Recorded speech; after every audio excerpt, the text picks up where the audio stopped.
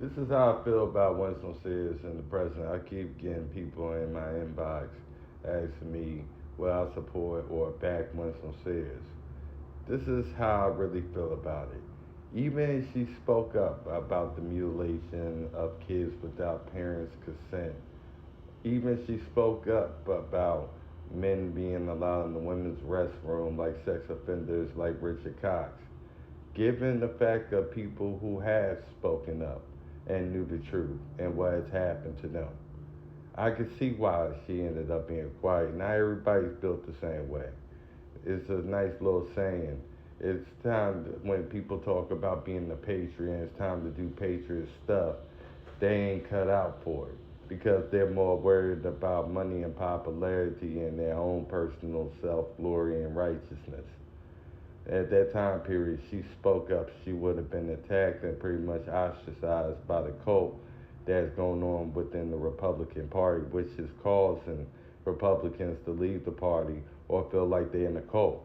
What makes them so different than the Democratic Party if they are acting the same type of way just because people disagree with somebody's moves, how they move, how they make switches, how they turn on one thing or the other? It seems like speaking your mind has become a curse more than it has become a blessing for those who are not going to be silent the way that these politicians are. For me personally, I speak about whatever I want to. If it's the truth, it's just the truth. It's how I feel, it's how I feel. I don't worry about whether it's Glenn Youngkin, John Reed, or anybody else. They have tried to do everything that they can to make my life a living hell. As far as I'm concerned, there's no need for me to pretend and act like I like somebody when I really don't. That's not the Merle Rutledge way. As far as I'm concerned, I'm not going to stand in the way because I know exactly what she would have went through, the hell, the fire, the brimstone, all of those who are seeking to make sure wrong get covered up and make it look right. It's the same thing we talk about all during the end of times, and that's how people are feeling right now.